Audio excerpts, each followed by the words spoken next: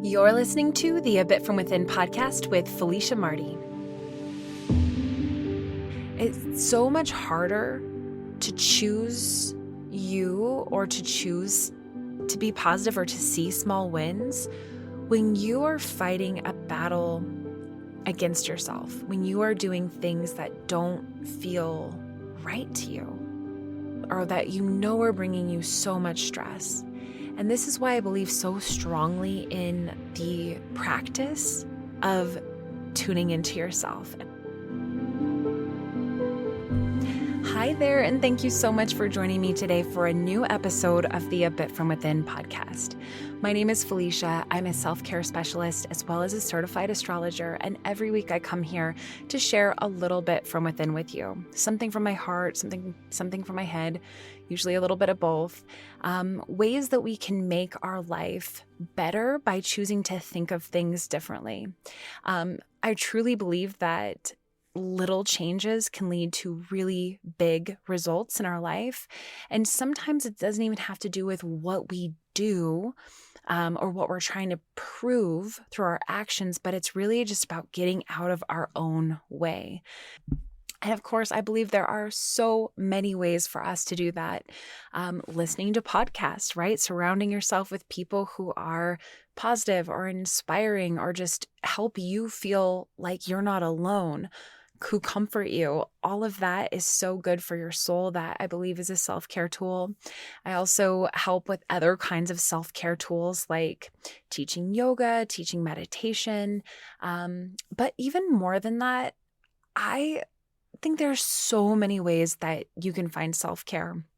And as an astrologer, I truly believe in tailoring some of your personal self-care practices to the elements that are strong in your natal chart or the elements that are current right now in our astrology. So for example, right now we are in the middle of Aquarius season. The sun is in Aquarius until February 18th. So during Aquarius season, it's fun to lean into air-inspired self-care ideas because Aquarius is actually an air sign. In fact, almost every single Aquarius I know is such a bubbly and bright and talkative person. It's funny because I feel like Geminis always get the reputation for being so talkative, but truly I feel like Aquariuses are right up there with them. And so in honoring that, like talking, connecting with other people, sharing your ideas with your friends, brainstorming, thinking outside the box, like every single day I have been challenging myself to brainstorm things that are going on in my life, trying to problem solve them, just approach it differently, try to see it from a different angle, even just stretching your brain in a unique, creative way, like finding an outlet that you like that challenges your creativity or your analytical skills a little bit. That is really good right now too, and something that is very much air inspired because air is the element of our minds. All of the air signs are very much analytical, intelligent, thought-oriented people. And so when we're in air season, we can tap into that part of ourself, whether it's native to us or whether it's something that feels a little foreign for us to dabble in. It's all about finding new ways to take care of yourself. So hopefully that helps you a little bit as you are thinking of how you want to take care of yourself right now. I do want to talk a little bit more about what is happening astrologically this week. But first, I want to share with you a little bit about some of the changes that are happening with our Patreon. I know that many of you who listen to this are listening ad-free through our Patreon, which is A Bit From Within. A Patreon, in case you have no idea what that is, it is a website for creators of all kinds. There's musicians, photographers, designers, yoga people like me, astrologers, pretty much anybody who's trying to share new information on a regular basis with people who love what they do. So I created a Patreon page back in 2020. a way to be able to share yoga with people when the yoga studio that I was teaching at the time closed down due to the pandemic. I thought that would be an easy way to create a community, and so far, so good. And so, if you have never checked this out or you're not sure what it is, I would love to invite you to do so. In fact, some really good news is I now have the ability to offer 30-day free trials. There are different increments that I could have chosen, but I wanted to give a full 30 days because that's how long a lunar cycle is. And so no matter when you join, you will be able to do a whole 30-day trial of any of the levels you'd want. And I do so much work around the lunar cycle and with the lunar guide and the lunar and self-care guide that comes out once a month, that I want you to be able to have access to at least once during your free trial. So if you are thinking about it, please check it out, see what you think. And this month is a great month to jump on board and try out what's going on in the Patreon. We've had a couple of changes. So we actually have 4 levels of membership through Patreon. There's a base level. I call it the podcast member level, where you can listen to episodes of this podcast ad-free, and then you also get that lunar and self-care guide once a month. Perfect for people who really love the astrological information, the lunar rituals, who love the podcast. Like, that's $3 a month. Perfect for that. And then we kick it up to the next level, $6 a month, and that's the meditation member. Because I was doing so many guided meditations during the pandemic, there's a huge library of guided meditations. I'm talking like, I think there have to be at least 80, it could be closer to 100 guided meditations of all different kinds. A lot of them are really short, like under 10 minutes, but there are definitely a handful that are closer to 12, 15, and then probably a couple that are a little bit longer. And we're about to actually start adding longer meditations because for the first time starting this month, we are doing a live meditation together once a month. So this month, it happens to be this Wednesday. So if you can make it and you want to try it, we're going to just do it via Zoom, 30-minute meditation group, there's something about being with other people. I mean, of course, I'd love to do this in person, but I swear it even works over Zoom. Being grounded and rooted into a community vibe, it changes things. So that's one of the changes moving forward. We're going to do a live meditation once a month, and then that recording of the meditation will go up onto the Patreon so you can listen again whenever you need it. So then we have the next level of Patreon member, and all of these levels add on each other. So you still get everything in the previous level. Then we have our $12 a month Patreon membership, and this is for the yoga classes. So we have a ton, again, like a huge library of gentle yoga classes, because my specialty as a yoga teacher is in teaching gentle yoga. It's not always easy, but it's always accessible and something that you can find space for in your body. So if you want to have access to all of those yoga classes, again, there's definitely close to 100 different gentle yoga classes of all shapes and sizes and themes. We have some like 10-minute classes that are just for twists, some for neck and shoulders, some for hips. We've got a ton of 30-minute classes, and then some hour-long, some 40 minutes. That tends to be a really good time frame for people of all different kinds. Some that are more chill, some that are for anxiety, some that are for opening up your heart. Hopefully you can find anything that you might need at any given moment. So we have that at the $12 level. And then we have our highest level of membership is all about community. So on the community level, we actually meet to do the live yoga classes twice a month. And those eventually get recorded and put up on the Patreon. But the live classes are so cool because we have this moment, usually about 15 minutes beforehand, where we just connect as a group. You don't have to share if you don't want to, but oftentimes the people in the community do just want to pop on and say what they're going through, things they're thinking about. Usually we have a topic that we're discussing, and it's just the most incredible way to just, there's something about community. That's why I love that it's called community level. There's something about connecting with other people who have a bit from within in common with you. It's yoga that unites a lot of these people, but it's also more than that. It's being bought into being gentle. It's being bought into taking time to do something nice for yourself. It's for understanding that we're all going through something. And oftentimes it's in the simple self-care acts that we do that we find ourselves and we meet ourselves and we treat ourselves with some kind of compassion, even if that's not the conversation that's always going on in our heads.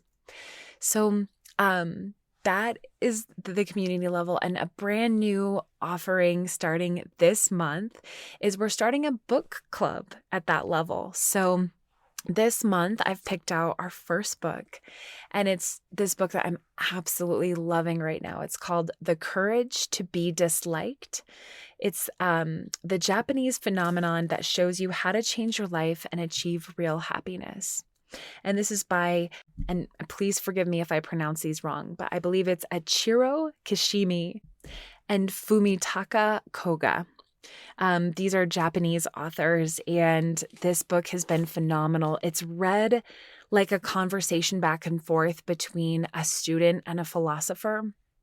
And it's incredible. I cannot wait. Our discussion is going to be towards the end of February. So if you want to dive on into that, you can listen to it on Audible. You can get a copy. You can check it out from the library, whatever you want to do. But the community level, we're going to be meeting at the end of the month to talk about this book, which I'm so excited because I know so many of you are avid readers, you love reading, and you love self-care and self-growth work. So I'm excited to be able to add that new level onto the community membership this month. I really was so excited to kind of revamp these levels a little bit, kind of take out some of what wasn't working for me and focus on what I want out of the Patreon because, the Patreon, I absolutely love this work. And if you guys aren't aware, I'm at a really strange crossroads in my life. Many of you are aware. I know you guys have been listening for a long time. But I have been, in case you don't know, I'll just give this short recap. I've been a wedding photographer for the past 10 years. I've been running my own business for the past 6, full-time for myself. And I've scaled it up, keep chasing success. And finally, I just realized I'm like, I am not in alignment with where I want to be right now. And so over the past year, I've finished up all of my wedding contracts. In fact, this weekend, we filmed and photographed our first and last wedding of 2023. Like, I am now officially done with the photography wedding work. I am still planning right now to be around to do family sessions and milestone moments and all of those things. But all of that feels really hazy now right now because I am closing so many photography chapters, and I am leaning into more of my astrology studies. I'm able to lean more into the Patreon, but truly I am on the hunt right now for a really wonderful kind of steady 9-to-5 job. I just see that and I want that for myself.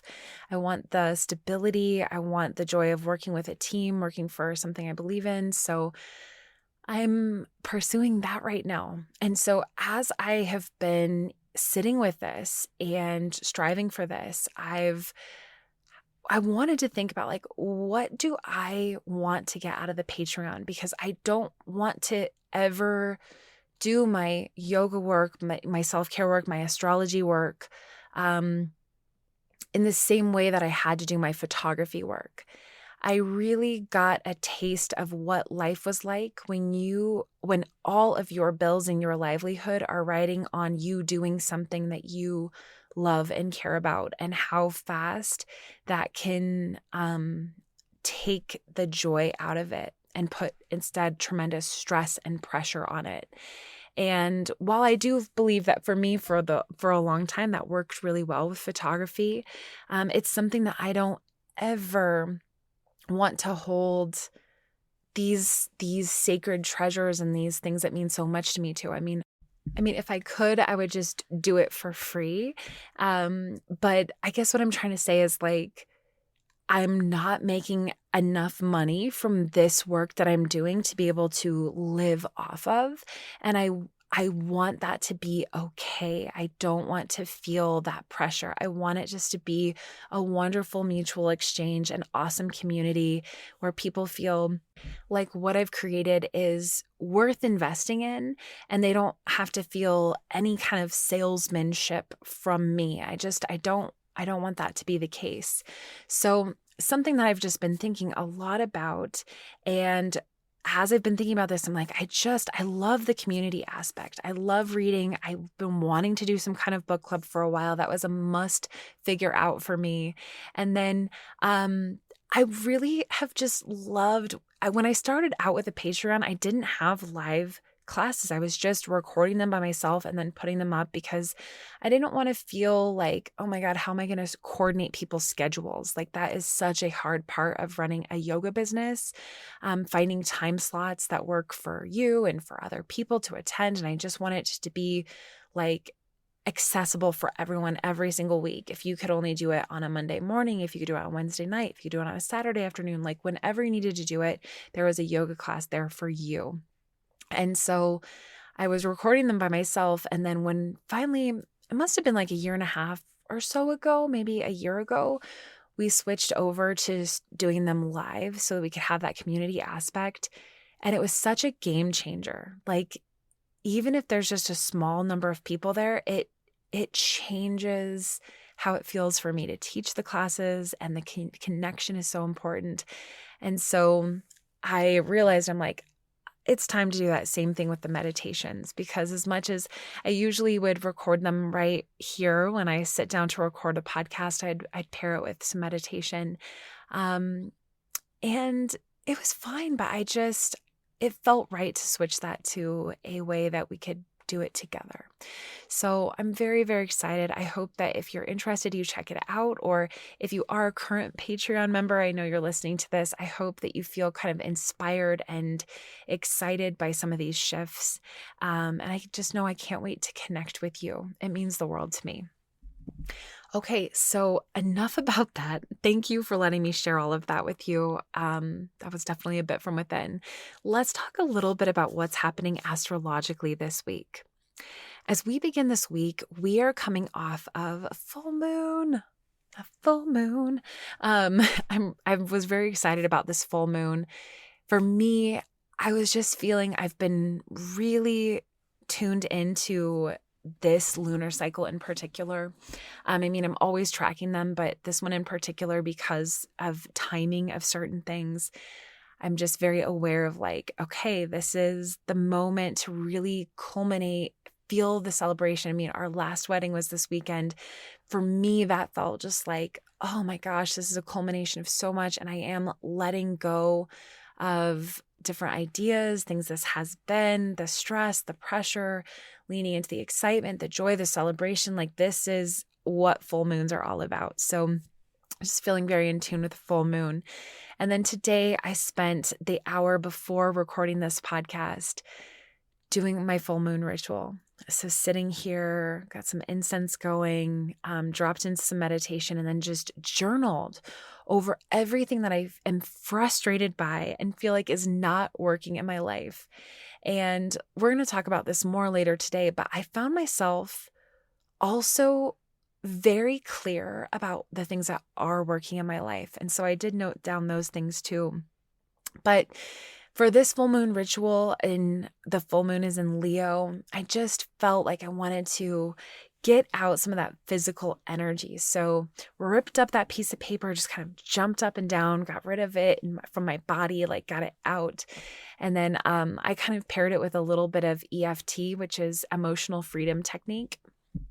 It's something that you can do. It's nice when you have a lot of emotional distress over things and you kind of use tapping to reprogram some of the neural pathways and accepting what you're going through, recognizing it, and then really choosing to move it into a different kind of train of thought. So I did some of that and just feeling so good after that. So if you're listening to this on Monday or Tuesday, please know you're still in that full moon window. So feel free to do that idea. Like, allow yourself to write down everything that's not working and then just rip it up and feel like you can just let go of it. And then if you want to drop into some meditation or even start journaling about what's working, what feels good, what your stability is right now, I think that is like a great thing that you can do for yourself this week.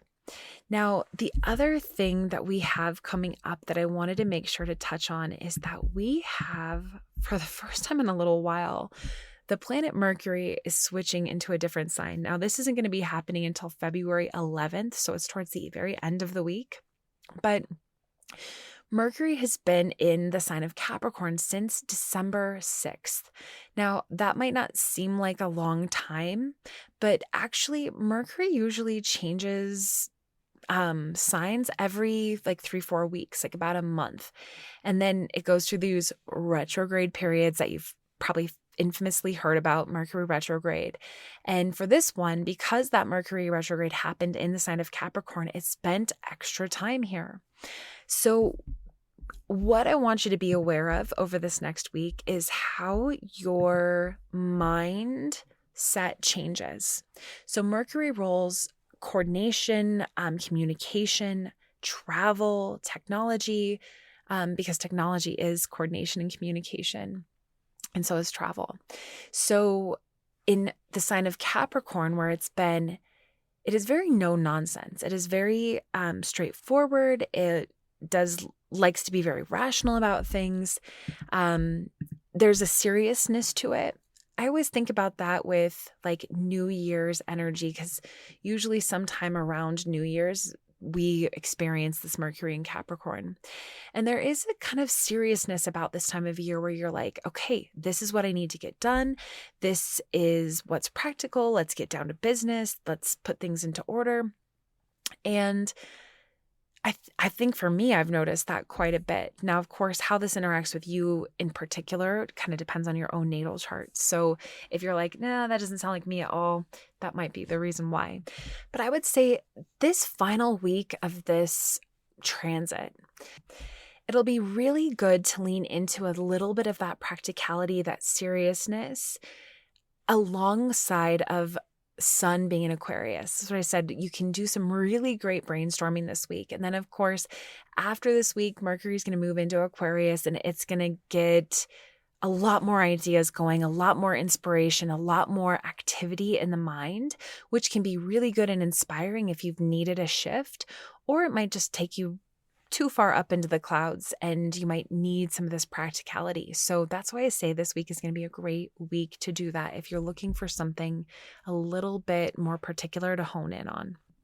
Now, I feel a little bad sharing this because I already feel like I did too much self-promotion with talking about the Patreon, but I did want to share that I am doing a special throughout the month of February for astrology readings. So if you want us to look more at your chart, I'm doing mini sessions. So a 20-minute reading, it'll go by really fast, but it'll at least give me enough time to paint a little bit of a bigger picture of what's going on in your chart. Maybe we can look at a specific question or two and look at the astrology based on that.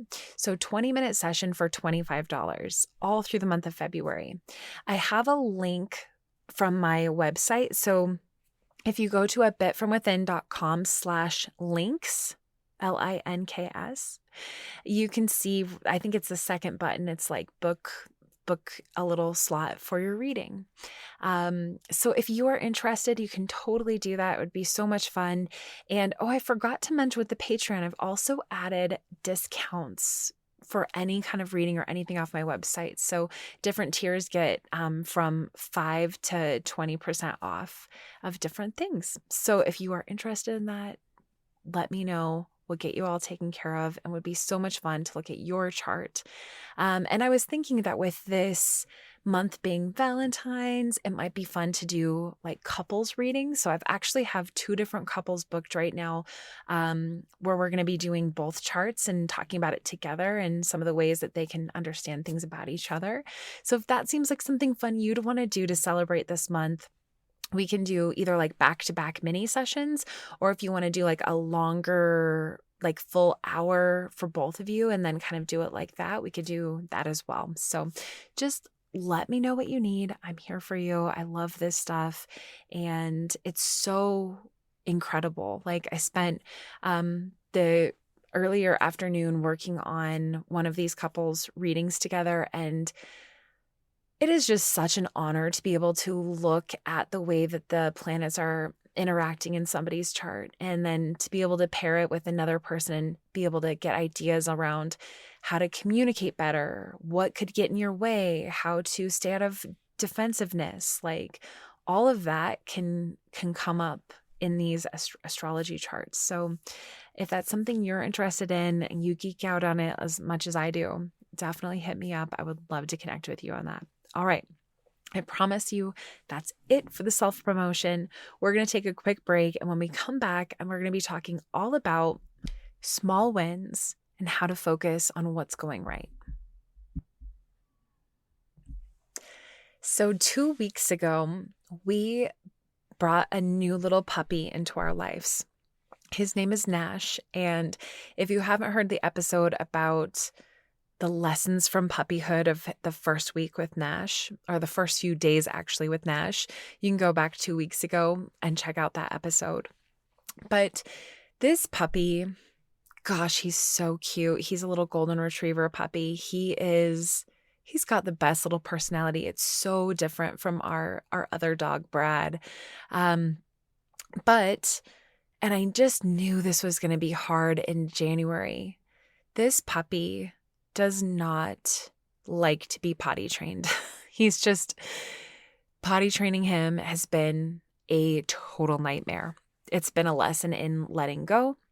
And part of that was because last week I was out of town for 5 days. So I went to Florida to spend time with my sister. This was a trip we had planned for quite a while because for Christmas, she bought me tickets to our favorite musical. It's like our sister musical, but it's also my favorite musical, one of her favorite musicals, the musical Wicked. It was playing down in Orlando where she lives.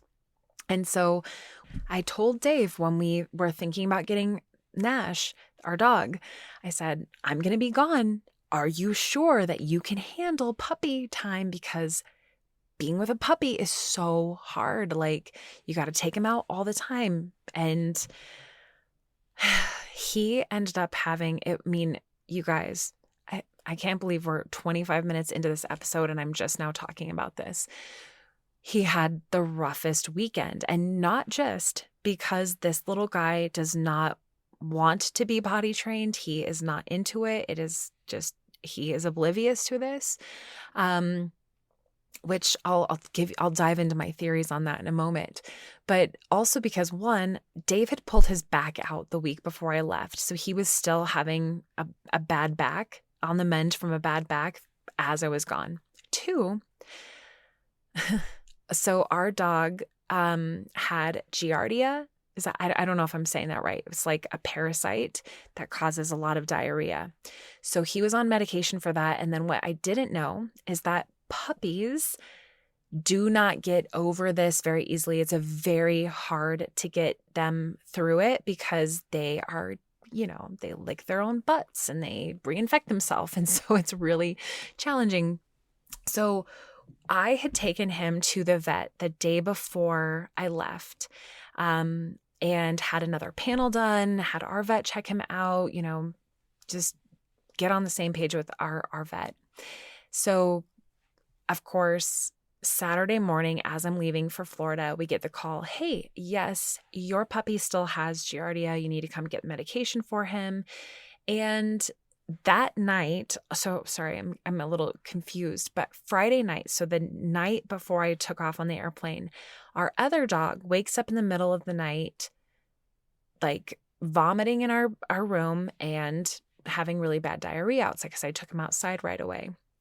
And I was like, oh gosh, okay, so he probably has it too. So then Dave, he drops me off at the airport, rushes to the vet, gets the medication for Nash, drops off a poop sample for Brad. And then, of course, we're like, it'll be fine. Just keep an eye on him, keep him hydrated. And then we'll hear back on Monday. Well, things took a turn for the worse on Saturday.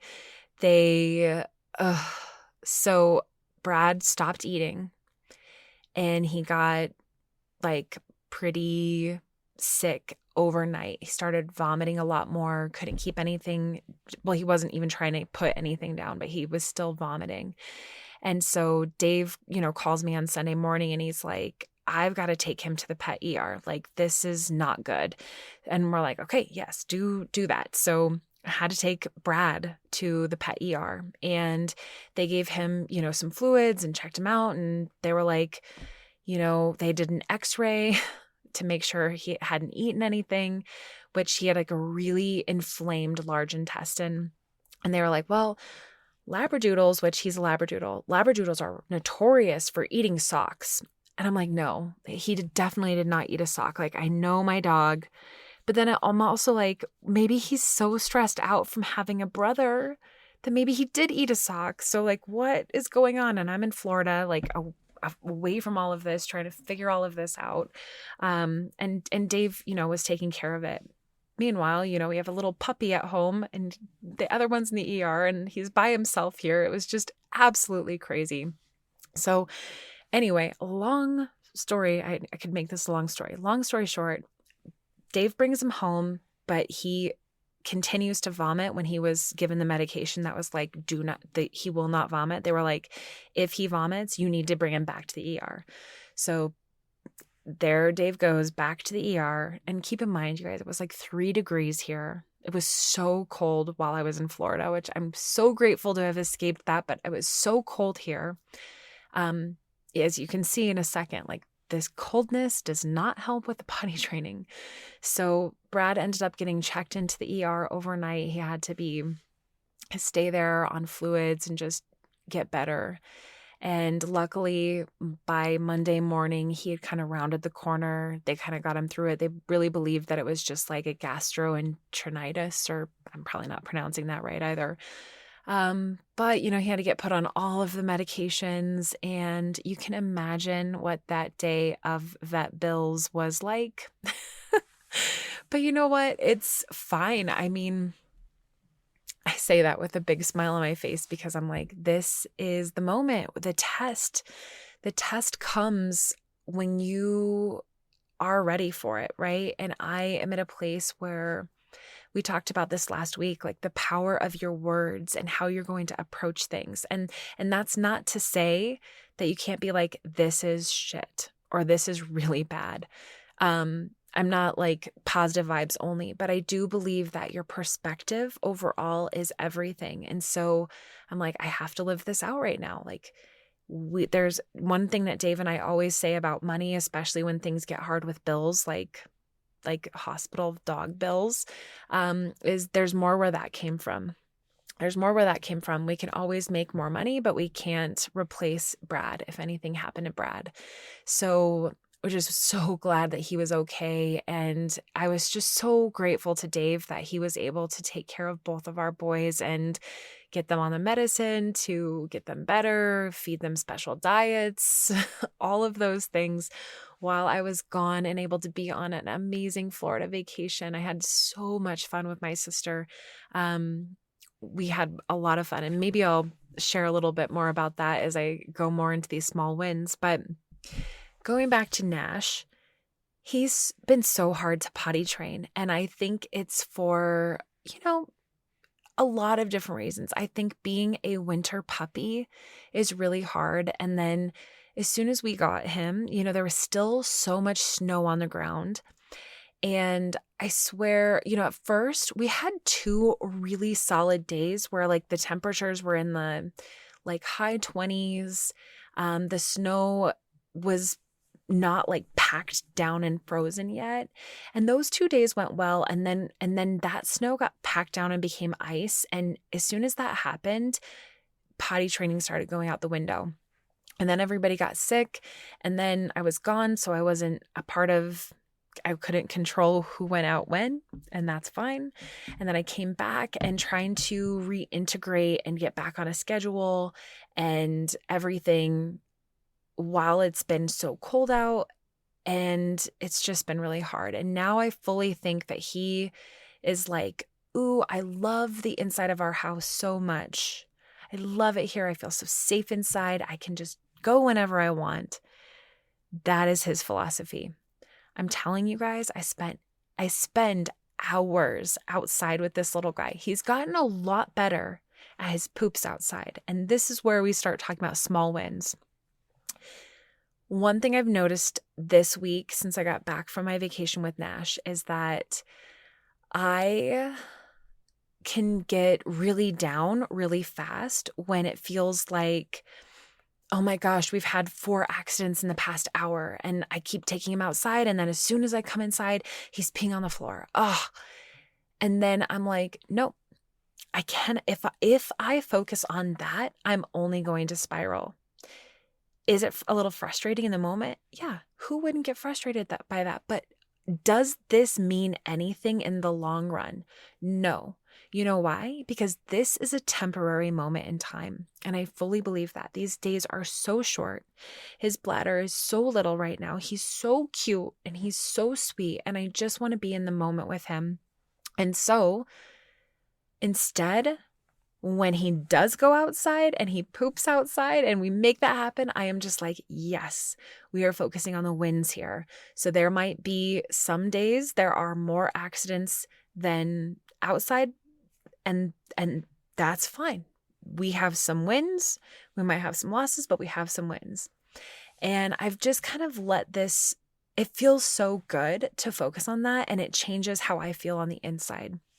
And this has just been my theme this week, is just really focusing on what's going right, even when I was out in Florida. So how do I explain this? So, and I know that some of you have been listening for long enough to know I was in Florida back in November, and I told some of that story. And then my sister was here over Christmas, and I've told some of that story. But my first trip out to Florida, my sister and I, we had a lot of fun, but we also had some of our own like sister dynamic come up. And then same thing when she was here for Christmas, she stayed with me and we had so much fun and we're like best friends. But then we also had like a lot of our sister stuff come up. And this I blame or like / attribute to the fact that for the past year and a half before that, she's been out on her own in Florida and we've developed a new bond from a distance, right? So we're FaceTiming, we're on the phone, we have a certain dynamic, but we also have space and separation. And then when we get really close up, different stuff comes up. And my sister and I are both pretty practical minded people. And so I think we're always kind of troubleshooting, okay, why is the dynamic like this and how can we fix it so we can just have fun together? And so I feel like we really hit the nail on the head this trip. We had to find kind of a blend of a loose plan and then also space to have flexibility. So we did so many fun things. The other thing that we learned is that she took time off of work. She was able to book time off of work this trip. So we were able just to have a little bit more of that freedom instead of feeling like she had to be at home also working during the day. And so we just got to go experience so many cool things. Like we got to go to Bach Tower Gardens. Oh my gosh, it was so beautiful. It's like this botanical garden. It was so gorgeous and so much fun. We got to go see Wicked, which was amazing. The performance was phenomenal. So good. And we spent a day at the beach. We went to Clearwater Beach. It was my first time on the Gulf side of Florida. It was amazing. The water was so nice. I mean, I just got to lay out in the sun. It felt so, so good. And then our final day there, we were able to go spend some time at the Disney resorts, eating some amazing food. And actually we went to the Disney resort that has all of the animals at it. So I got to see the giraffes and some cool animals. I mean, it was a really great trip. It went by really fast.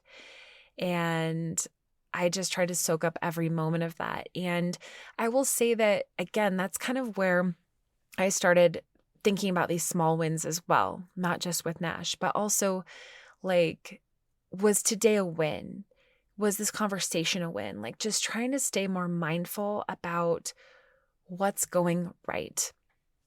And I will also share that I've had to figure out a way to apply this to some of the defeat that I've had with my job search. Um, I have been applying to places like crazy, so many applications every week. I mean, I just feel like it's a full-time job applying for jobs right now. And I I can get really down during that process, I think, as any of us in this position would.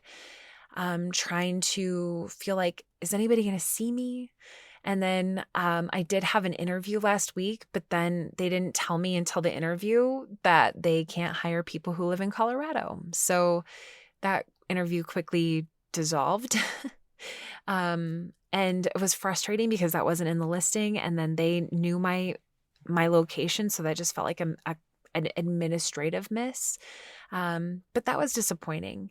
And then I also had an experience with this applying for the same company that Dave works for because it's a really wonderful company and Dave loves his job there. And so we have been trying to get me into a right position there.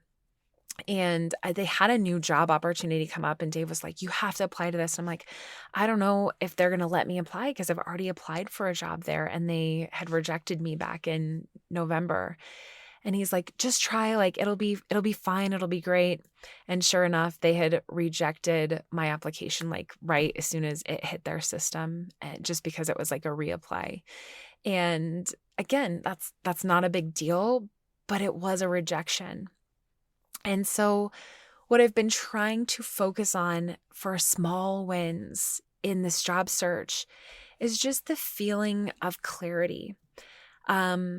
Last week, especially once I got back, so probably I got back on Wednesday, so Thursday and Friday, especially, I felt this tremendous pressure that like, I have to get it right. I have to find a job. I need to make it happen. Like I felt this fear, like the hand of fear kind of coming up and out through my heart and through my throat, just trying to grab onto something and force it to happen so that I feel in control. And that's still happening. And there is fear there. And I'm really trying to stay in that place where I'm like, okay, there's that thing happening where I'm really scared and I'm trying to take control of the situation. And where do I know I need to be right now? And my only answer to that is I can only be where I actually am in this moment. And that moment is in a place of surrender. I have no control over if people will give me a chance to interview for them. I don't. I have no control over that other than apply, send great cover letters, be really diligent about my resume, be positive, and just try to put myself out there as much as I can. And to keep talking about it. I'm trying to let people in my network know that I'm looking, and those are the things I have control over. When I have the opportunity to have an interview, come in with the best mindset, be prepared, all of those things. And I'm trying to stay focused on the fact that I can do that. When I come to the job search, I'm trying not to let myself do that when I'm in a place of fear. Because what I've noticed is usually when I do that, I end up attracting listings that are jobs that I don't want.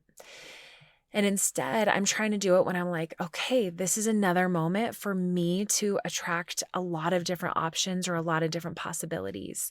And just looking at that moment as a win. In fact, the more challenging part is I've been trying to look at the rejection also as a win. Like, okay, this is just helping me be more clear. That's not the right position for me. Okay, I'm narrowing it down. And eventually there will be a payoff. Eventually the path that I'm supposed to be on right now will unfold. And I cannot hurry it. So I need to be in this moment. And I will say that another small win is that when I was doing my full moon ritual today, I just felt this really big ping of inspiration that there are so many things that I need to be focusing on right now that I can focus on because I am not yet in that full-time job. So more time with Nash, really focusing on his training right now while he's so little, going out and socializing him while he's still learning so much about what's scary and what's good and all of that. I can do that this week.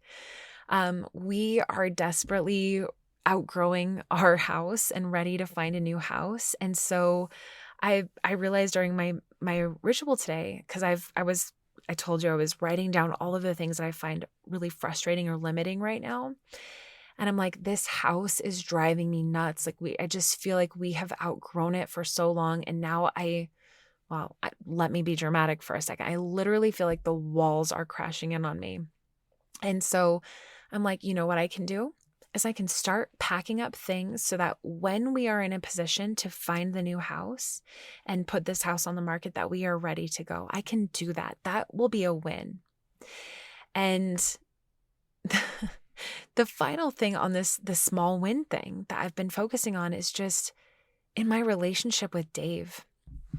You know, we've always had this thing about small wins. So this isn't the first week that I've been focusing on it ever, but focusing on it in this way. But he and I, we love basketball. And early in our relationship, when we were going to the gym together a lot more, I would throw, the basketball around for him and shoot some shots and do that kind of thing. And one thing that I always loved about Dave is he always said, "Oh, no, you gotta leave on a make. You can't leave when the ball doesn't go in. You have to leave on a make. You have to win or leave on a high note." That's a win, right? And over the course of the last year and a half that he's been really sick, we have had to focus on small wins. So when he has a day with less chest pain, that's a win. When he has energy, that's a win. And it's so hard sometimes to do that, especially with sickness, because when you feel like crap, you really feel like crap. And I'm feeling for him right now because he has not felt well all day today. But yesterday, we shot a wedding together, and he did so much better than he did a year and a half ago. And so we were really trying to focus on those small wins with him. And I will say that our relationship over the past year and a half was so challenging for us. And we've been through a lot of couples therapy and different things. And I feel like in the past few months, we've really started to turn a corner, especially the more that he has more and more small wins with his health, the more I'm noticing wins in our relationship, the way that we can be a team together. And it's funny how focusing on the positive moments, it leads to more and more positive moments. It truly does. And I'm just noticing us keeping things a little bit lighter. We've been laughing so much together. That feels like that doesn't feel like a small win. That feels like a big win. And yeah, there's just a shift in the energy. And, I don't completely attribute all of these positive shifts simply to the mindset shift of focusing on the small wins. I do attribute it to a lot of different things. I attribute it to the fact that I'm pursuing what I know I want, even when it's scary. I attribute it to pursuing things that feel right to me, like getting a dog, even during crazy winter, like saying goodbye to the business that I've known for a really long time and entering into something new. By being willing to create new platforms or ways to connect with people via Patreon, or having a February special so that people can access astrology. All of these things are in alignment. They feel really good to me. And I feel like that makes it easier to be positive. It's so much harder to choose you or to choose to be positive or to see small wins when you are fighting a battle against yourself, when you are doing things that don't feel right to you. or that you know are bringing you so much stress. And this is why I believe so strongly in the practice of tuning into yourself. And I personally love doing that with the new and full moon, but you could do it once a week. You could do it once a month. You can just having a ritualistic practice. So something you do the same way every time, you're always going to do it. Having this gives you these moments to check in and say, what's not working? What do I want? How do I want to get there?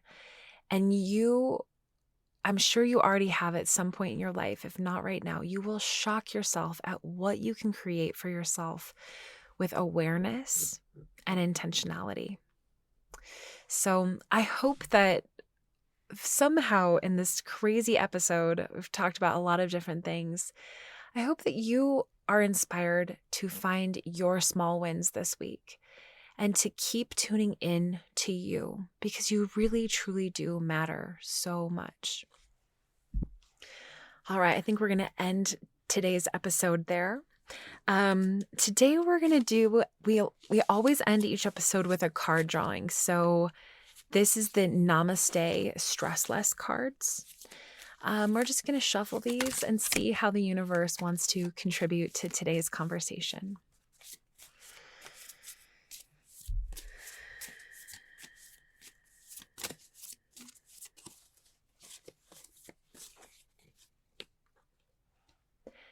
Remember the things you are good at. You guys, I literally can't make this stuff up. All right. Make a list of all the things that you are good at. If you need help, ask people close to you what they feel your best characteristics are. Ask people what talents they believe you possess. The range of good things will start pouring in, from small to large. As your list comes to a close, be amazed and grateful for all the things you have become proficient in. You have acquired much skill. Be thankful. Being grateful helps your body react in a positive way. All of a sudden, we can feel an overwhelming sense of abundance when we remember to be grateful for the things we have or are good at. This will help vanquish feelings of stress. As usual, the universe says it better than I can. Honestly, this helps me find clarity on today's episode so much. It's like the small wins, they help you minimize the stress, because life is stressful. It's filled with plenty of stressful moments. We all know that. But being grateful for the wins, focusing on them, cherishing them, seeing them as a win instead of an arbitrary moment or the same way as the stress. It's life-changing. It really is. It changes your energy. It changes how you feel. And it makes you feel better in your body, your heart, and your mind. All right. With that we'll wrap it up. Thank you so much for tuning in today. Thank you for joining me. I'll be back next week. So until next time.